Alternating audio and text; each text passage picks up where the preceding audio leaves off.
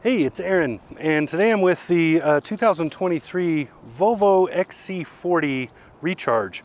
So the XC40 is Volvo's compact little SUV. It's a really good looking little SUV. The Recharge itself, as you can probably tell from the grille, is the electric model. So the electric model is in many ways very different from the standard one. As far as the interior experience and dimensions and the overall dimensions of the vehicle, they're pretty much the same for gasoline or electric.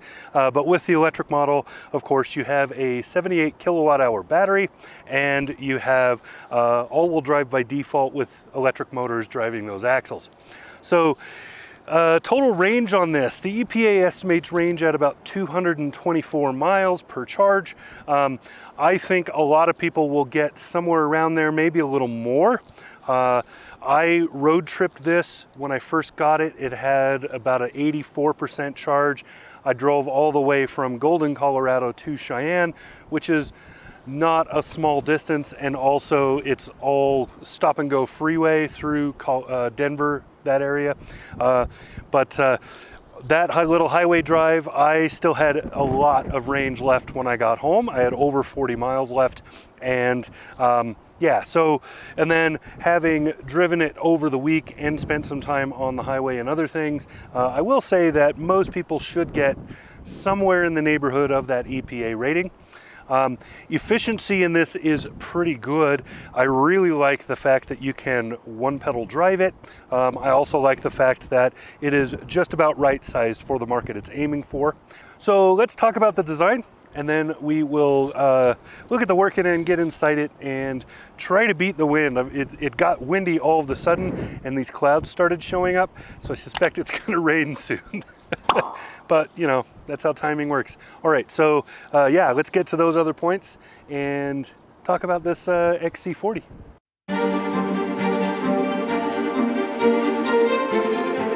All right, from the side, you can see the sleek design of this thing. I really like the look of the XC40. Pretty classic Volvo. Volvo likes to do the two-tone roofs. They like to do that large rear pillar, and they like to do just the way the cuts are and the flatness of that's kind of Volvo's hallmark. They're generally flat, which is not a bad thing if it's done well, which it is here. This is a very well done design. So with me in the picture, you can kind of get a perspective on how small this vehicle is. But you can see that roof line looks like it slopes, but it's only actually sloping at the very end back there. It's pretty much flat. The belt line is flat until that upward curve on that large rear pillar. The beauty of this setup is that rear pillar is not impeding any of your visibility from inside the car. It's too far back to bother you. What does get you is this one. This pillar is very fat. And sitting in the driver's seat as anyone of any size, like me, I'm 6'3", you are not going to be able to look over your shoulder and see anything. You rely entirely on these. So yeah, good thing is these are large. So, excuse me. So that's usually a good thing. You're pretty much okay. Visibility is pretty good in this. One thing I don't like is by default, it tilts these mirrors way down when you're backing up. I hate that, but you can turn it off in the infotainment, but you got to dig around to find that. So Volvo's new infotainment system is based on a new Google platform, and I like that idea, but certain things on there are really difficult to find. I'll talk about that later. Anyway, design-wise, simple cut lines, simple movement. You see the clamshell hood, and you see just it's in this color. This is probably the best color in the lineup. There's one other color that's a little more green, a little darker green, that's also very good. Otherwise, it's, you know, white and gray and silver and whatever. But really nice setup there. So I love the wheels on this. I love the amount of ground clearance they make it look like it has with all that black down on the bottom. In actuality, this has about maybe 7 inches of ground clearance, I think it is. Be surprised if it's actually 7 inches, but more than enough for what it's for. This is an all-weather vehicle. It is not an off-road vehicle. It'll do okay on dirt roads. Don't try to do any more than that. Let's go look at the working end, and then I want to talk about that interior. So back here in the back, you can see it's a pretty good sized cargo space for the size of this vehicle. It is a little short just because it rakes really well back here, but otherwise this is a great cargo space. There's tie downs in the four corners. This lifts up. There's a good sized spot down there. We put a watermelon in there so it wasn't rolling around. That's a pretty good spot for a lot of things. Milk jug spot over there. This can lift up and put in, or you can lift it and throw it, put it back so it's not in the way. There is no spare tire. There is a jack kit. Actually, there is a spare tire. It's under there. You have to go under to get it. So otherwise, good cargo space. There's a 12-volt plug back here. There's a couple of grocery hooks, but they're kind of out of the way back here. You saw the seats. This is in the way, but hopefully you saw the seats back there. There's a 60-40 split with a ski pass-through in the middle. I'm just going to show you the back seats really quick. This has this wonderful kind of denim style cloth upholstery that is just awesome. I love this upholstery. So you can see there's cargo nets back there. You can throw some stuff in. Venting back here for climate. There are USB plugs down there, and the outer seats on this particular model are heated. So rubber floor mats and stuff were added on this. And let's see, you have like a spot to drop things right here, drink holders there, and a fold down for drink holders there. So pretty good setup back here. Let's go up front, talk about that. Up front here, very nice setup. I really love these denim seats. I have a lot of headroom. Even with this panoramic sunroof, I've still got 1.5 inches or so of headroom at 6'3". This seat, I believe, is all the way down. Yeah. But I love the layout in here and the comfort level. So there's this kind of faux wood or stone looking stuff that's actually plastic, but that has lighting behind it, so at night it's glowing. It's really neat. And most of the controls are pretty easy to figure out. Now, a couple things that are unique to this car. If you have the key on you, you don't have to do anything to start the car. When I sat down in the seat, it started up, for lack of a better word. The radio came on, the screen turned on, everything booted up and got ready to go.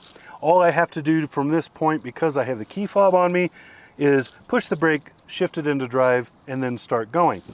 Now, because it's electric, you can do one pedal driving, which means you can just use the throttle, and when you let off the throttle, it uses the motors to stop.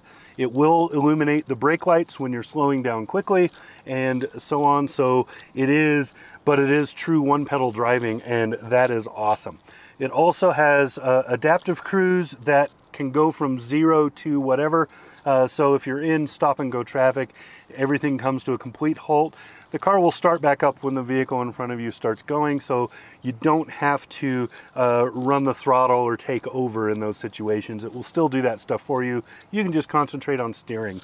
Now, a couple of things that annoy me. The first one is because the get in and sit down and it does its thing and get out and it shuts off thing, if you leave people in your car and you just run in like to the house because you forgot your hat or whatever, the whole car shuts off while they're sitting in here, and then it gets hot really quick, especially in the summer.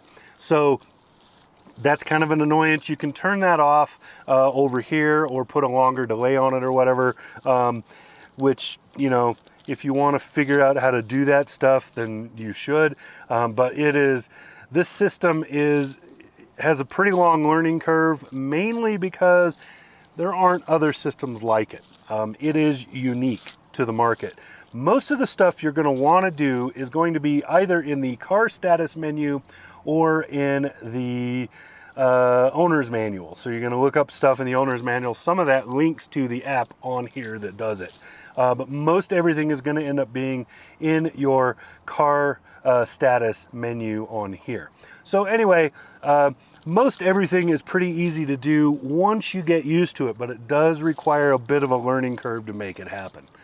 Setting up a phone was pretty easy. I just used the talk feature on the steering wheel, voice assistant, and then I just said connect my phone, and it took me right there and started walking through the process. Simple. So that stuff's pretty awesome. This particular model has a couple of other things that I really like. I'm going to try to do an interior walkthrough and I'll show these more closely.